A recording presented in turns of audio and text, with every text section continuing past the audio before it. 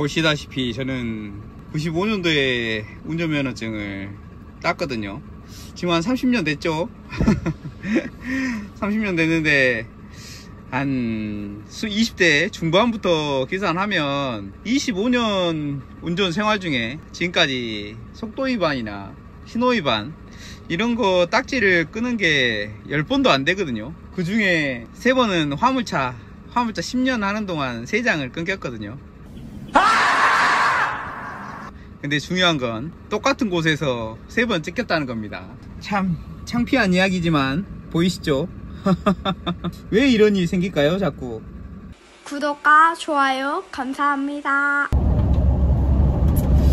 안녕하십니까, 키드갑입니다. 오늘은 2025년 5월 27일 화요일입니다.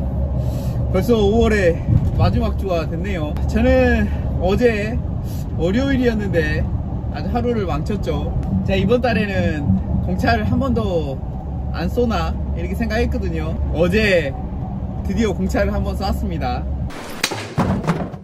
어제 일이 꽤 많았거든요. 여기 24시 기준으로 콜수가 4,500건 5,000건 가까이 됐던 것 같은데 얼짝지마창 하고 9시에 하차가 끝났거든요.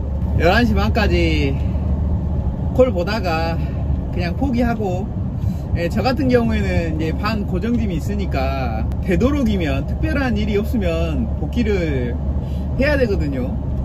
물론 이제 못 간다고 하면 되는데 거래처나 반 고정 일 하시는 분들 잘 아시겠지만 그렇게 하기가 쉽지가 않아요. 또 언제 떨어져 나갈지 모르는 게 고정용차의 비애라고 할 수 있죠.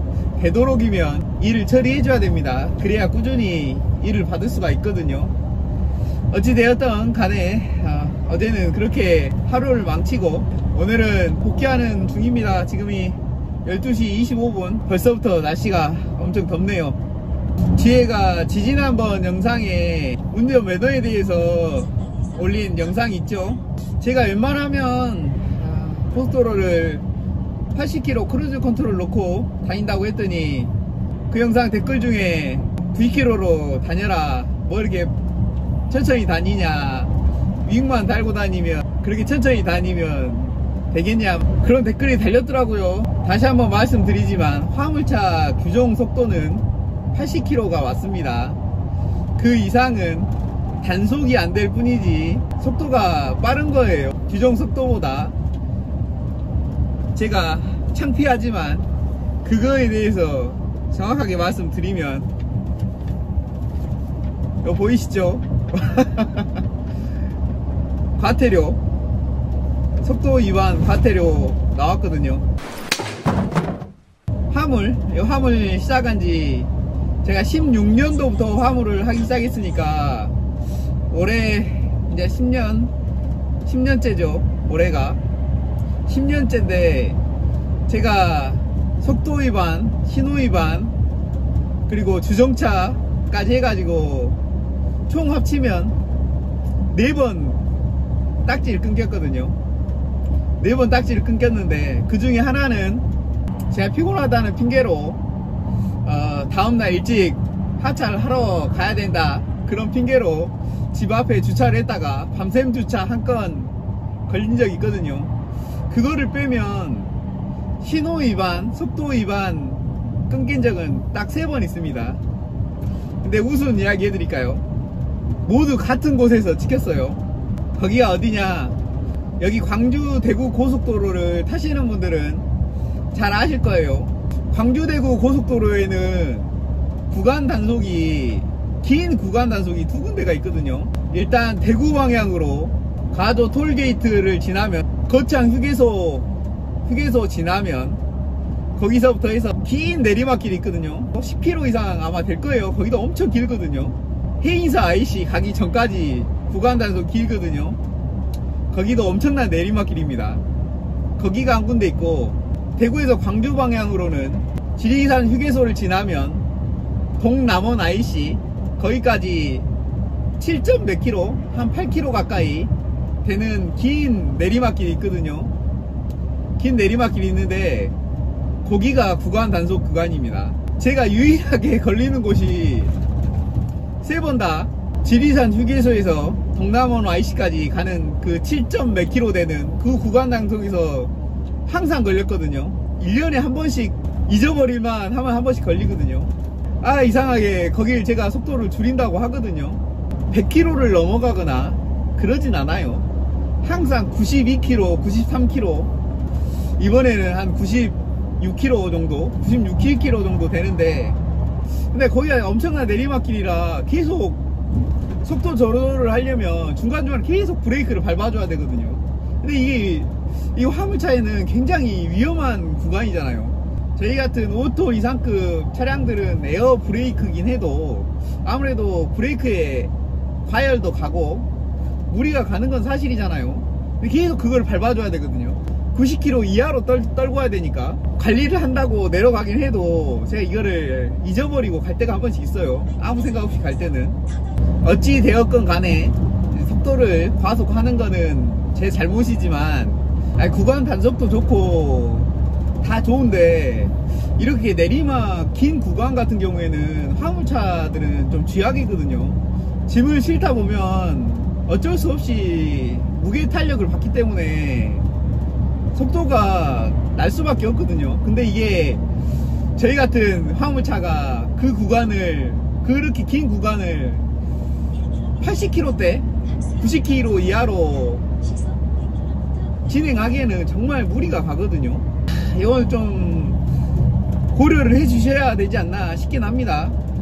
뭐 물론 제 영상을 보시는 분들은 단속되는 입장이니까 어쩔 수 없이 단속이 돼야 되겠지만, 굉장히 불리하다, 그리고 브레이크나 이런 거에 무리가 가기 때문에 정말 이런 거는 너무 무리한 단속을 위한 단속이 아닌가, 저는 그렇게 좀 생각하거든요. 좀 짜증납니다.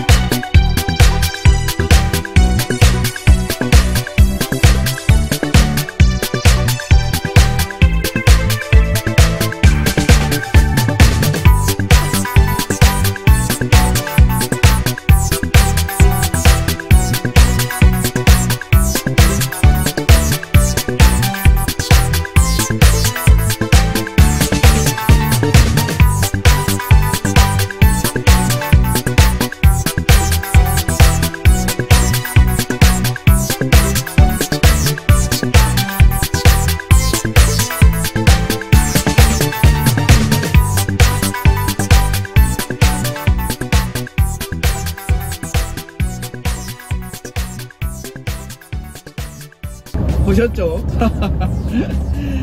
이렇게 정말 긴 내리막 구간을 구간 단속으로 꼭 했어야 했나 싶긴 하거든요. 물론 과속을 방지하기 위해서 그런 거는 이해는 하거든요. 저도 이해는 하는데, 제가 화물차를 하는 입장에서 보면 이거는 굉장히 좀 부당하다고 해야 되나, 굉장히 어려운 일이에요. 브레이크도 과열이나 이런 거 신경 써야 되고, 또 속도도 신경 써야 되고, 솔직히 90km 이하로 그 평균 속도를 맞추기가 상당히 쉽지가 않거든요. 이런 내리막 구간에서는.